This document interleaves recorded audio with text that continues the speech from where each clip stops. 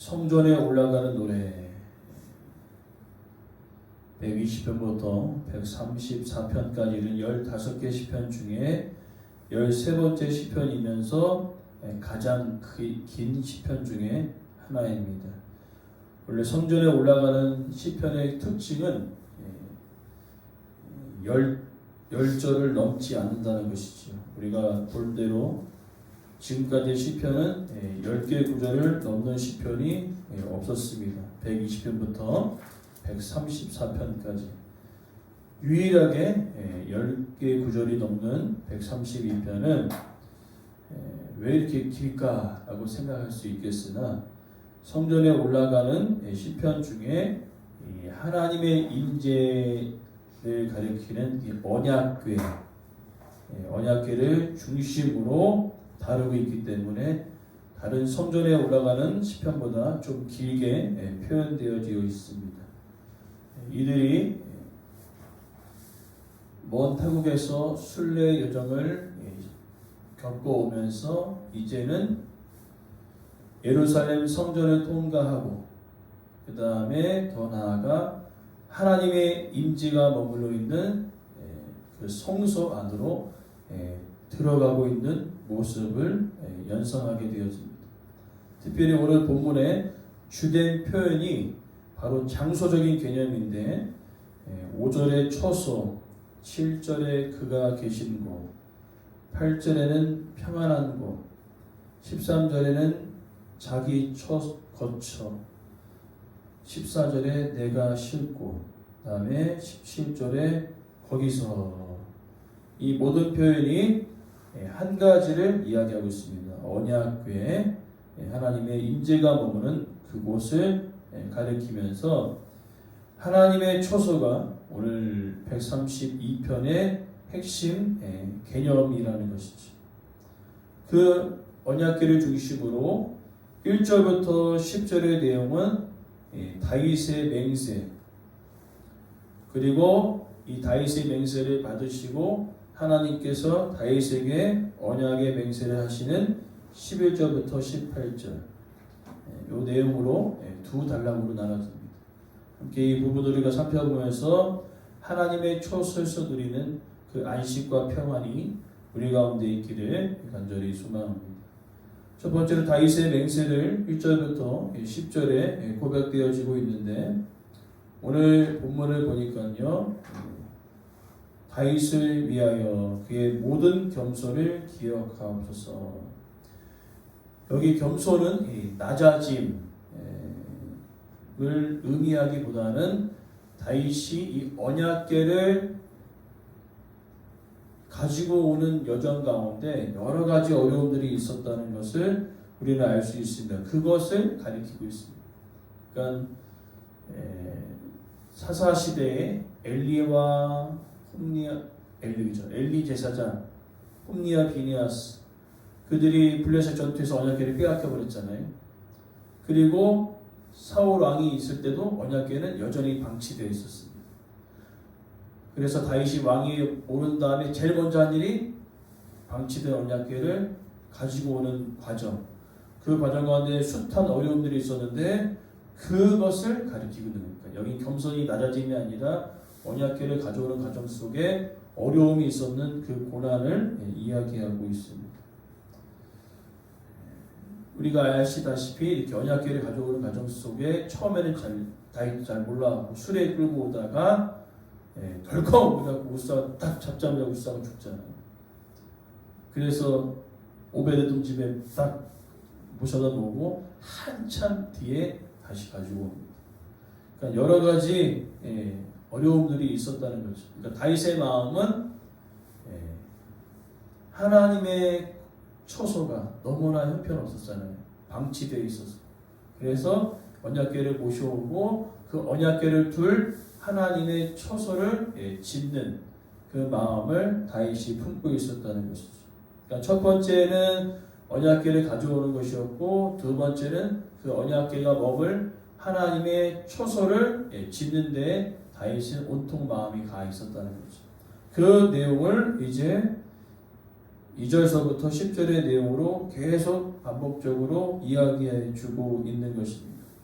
언약궤를 가져오는 과정 가운데 또 초소를 만드는 이 예정 속에 여러 가지 일들을 이야기하고 있는데 특별히 다윗이 하나님 앞에 맹세하는 그 장면이 3절부터 5절의 내용입니다. 즉 이제 언약궤가 오고 그 다음에 다윗의 자신의 성에 거주했는데 하나님의 계신 곳은 천막이거든요. 이거는 이러면 안 되겠다. 그래서 그런 마음을 품었던 게 3절부터 5절의 내용이에요. 내가 장막집에 들어갔는데 침상에 오르지 않고 눈으로 잠들지 않고 눈꺼풀로 졸기하지 아니기를 여호와의 초소 성막을 발견하기까지 하리라.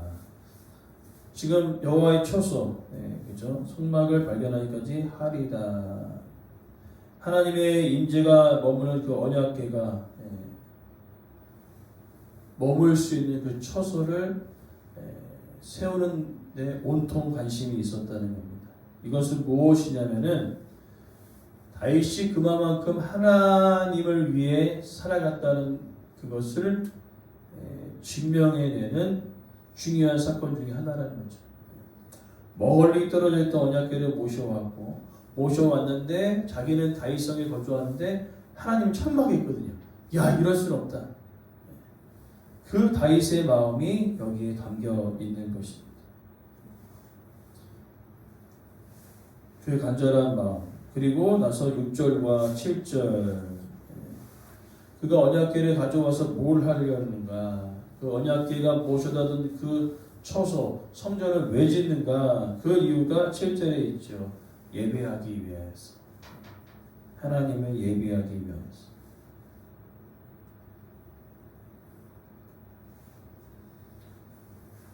그리고 이제 그 예배하기 위하여서 그들이 이제 향하는데 중요한 것은 8절에서 10절의 내용은 아직 그죠? 마음은 갖고 있었으나 성전은 하나님께서 허락하지 아니하셨거든요. 그래서 이 시대 구분이 좀 맞지는 않겠지만은 이제 8절부터 10절의 내용은 이제 저기 방치되어 있던 언약궤가 이제 들어오는 겁니다. 들어오는 과정 속에 아주 다윗이 신이 났죠. 그래서 주의 제사장과 옷 입고 성도를 즐거이 외칠지어다. 그 다음에 10절에 다윗이 얘기하죠. 기름받은 자의 얼굴을 외면하지 마옵소서.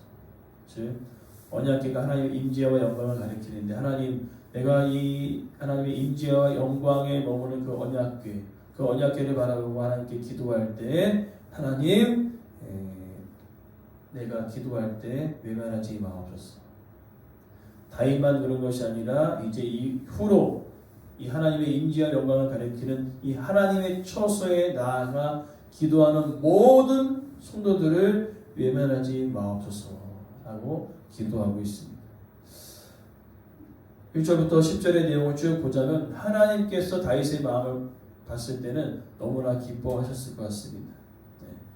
방치되어 있었고요. 아무도 관심이 없었어요. 하나님을 예배한다고 얘기했지만 전혀 관심들이 없었으나 다윗이 제일 먼저 한 일이 그거예요. 언약.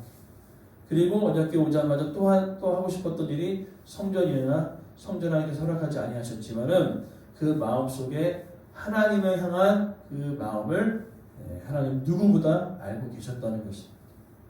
그래서 이어지는 내용은 11절부터 이제 18절의 내용은 그 다윗의 마음을 하나님께서 아셨기 때문에 이 다윗에게 뿐만 아니라 다윗의 후손에게 하나님께서 언약하시고 복을 내려주시는 하나님 되심을 이제 이야기하고 있는데 이 내용은 먼저는 그것을 먼저 다루고 있습니다. 무엇입니까? 나단이 맞잖아요. 그래서 다윗이 내가 나만 이렇게 편안하게 지내는 것 같아서 안 되겠다. 성전을 짓고 싶다. 했을 때 나단이 이래 해서 안 될 것 같습니다. 라고 했을 그때에 하나님께서 다윗에게 주신 다윗의 언약 이게 되게 중요한데 내 뒤에 이어질 그 모든 왕위를 내가 견고하게 하겠다. 그리고 더 나아가 다윗의 언약은요 어디로 초점이 맞춰지냐면은 바로 메시아 예수 그리스도에게로 초점이 맞춰진다는 것입니다. 그래서 이 다윗의 언약은요 너무나 은혜가 되어지죠.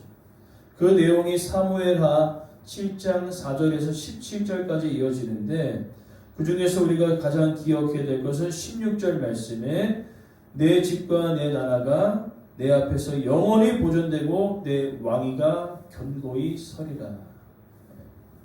즉 하나님께서 다윗의 후손들의 왕위를 지켜주실 것을 이야기합니다.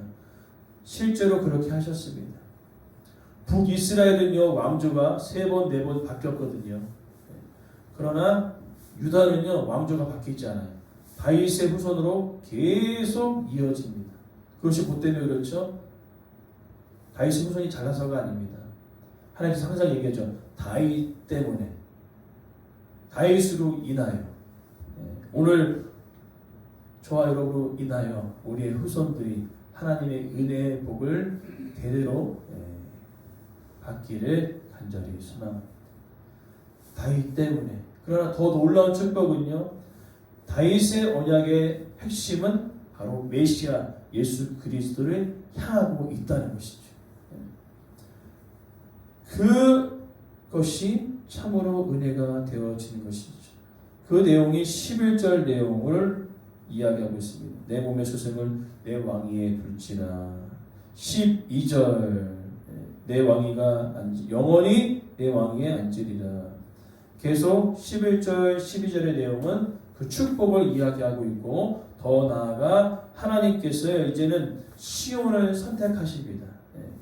하나님은 온 땅에 충만하신데 시온을 선택하셨던 이유는 엄청난 축복이거든요.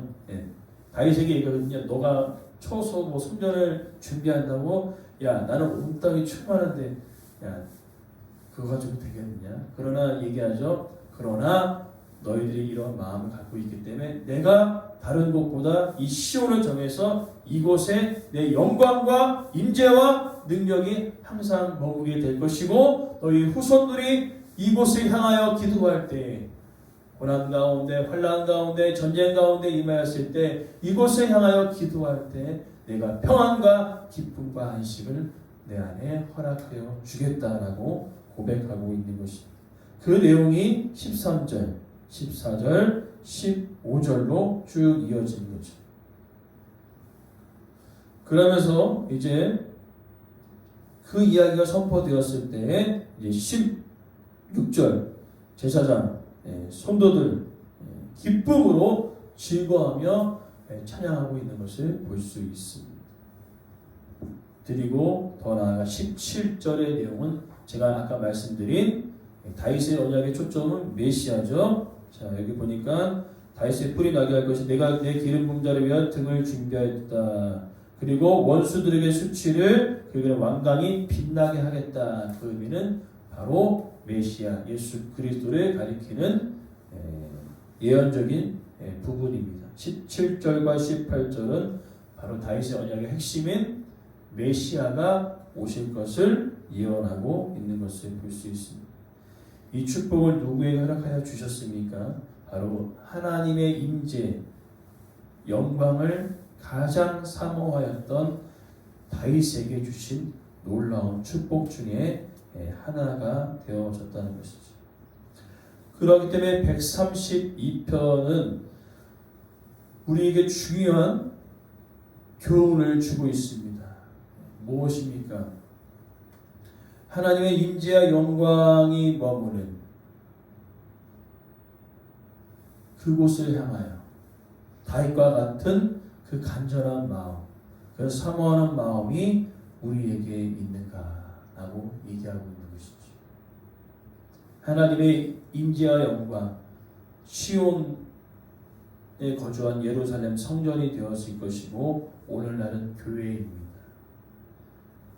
우리가 하나님의 그 임재와 영광, 그 예배를 드리는 그 초소를 향하여 나아갈 때 오늘 다윗과 같이 기쁨과 즐거움으로 나아가고 있는지, 특별히 하나님 내 모든 삶 가운데 아버지 나뿐만 아니라 나의 대대로 후손들이 하나님의 통치와 하나님의 그 안식과 평강을 누리기 위하여 간절히 내가 기도하고 있는가. 그것을 오늘 다윗은 이야기해 주고 있는 것입니다. 그러나 이제 시대를 흘러가서 이제 남유다 바벨론에 의해 끌려가지 않습니까? 그리고 돌아왔습니다. 그리고 그들이 처음 했던 것은 수르 바벨론이 인하여서 성전을 지었죠. 그러나 사마리아의 방해로 인하여 10년 이상 멈춰져 있었습니다. 그때 학개 선지가 나타나죠. 이렇게 이야기합니다. 너희는 편백한 집, 즉 잘 꾸며진 집에서 잘 지내고 있는데 지금 성전은 10년 이상 방치되어 있어. 지금 너희의 마음이 어디에 있니? 라고 얘기하고 있지 않습니까? 오늘 우리의 삶 가운데 우리의 마음이 어디로 향하고 있는가? 포로로 끌려갔던 그들, 처음에는요 막 성전 지을 때 막 기뻐했지만 이제는 그 방해가 있자 멈췄지 않았습니까? 그리고 이제는 하나님의 성전보다는 내 집을 꾸미는데 최선을 다했습니다. 집 꾸미는 거 집 꾸밀 수 있죠. 그러나 중요한 것은 집을 꾸미면서 제일 중요한 걸 잊어버렸어요. 하나님의 임재와 영광을 잊어버렸어요. 오늘 우리도 집을 꾸며야 합니다. 그러나 집을 꾸미면서 잊지 말아야 할 것은 하나님의 임재와 영광이 우리 가정에, 우리 교회에 언제나 넘쳐나고 있는지 그것을 잊지 않는다면 우리는 오늘 이 학개 선지자의 외침이 우리 마음속에 그대로 임하게 될 줄 믿습니다. 그래서 오늘 본문의 메시지 다윗과 같이 우리가 일생생활을 잘 살아가고 있지만 가장 중요한 하나님의 임재와 영광이 머무는 그곳을 향하여 얼마나 간절히 기도하고 그 하나님을 위하여 살아가고 있는지 오늘 우리의 마음을 조금이나마 점검하면서 결론은 이것이죠. 시편 기록한 이 시인이 이렇게 얘기하면 너희들이 관광객이 될 것인가 순례자가 될 것인가 그 이야기를 하고 있는 겁니다. 관광객은 왔다 가요. 오 성전이 이렇게 잘 꾸며졌구나 하고 그냥 가버립니다. 그러나 순례자는요 가는 길마다 그 성전을 사모하는 마음 하나님의 임재와 영광을 간절히 간구하는 그 마음을 가지고 가고 있습니다. 오늘 우리의 삶 속에 관광객인가 순례자인가 그래서 우리가 곰곰이 묵상하며 소망한 것은 하나님의 기뻐하시는 순례자의 여정을 우리가 감당할 때 오늘 다윗에게 열어가신 그 놀라운 그 언약의 성취가 오늘 우리의 가정 가운데 임하기를 간절히 바랍니다. 평안과 안식과 기쁨이 우리 가정에 교회에 흘러 넘칠 줄 믿습니다.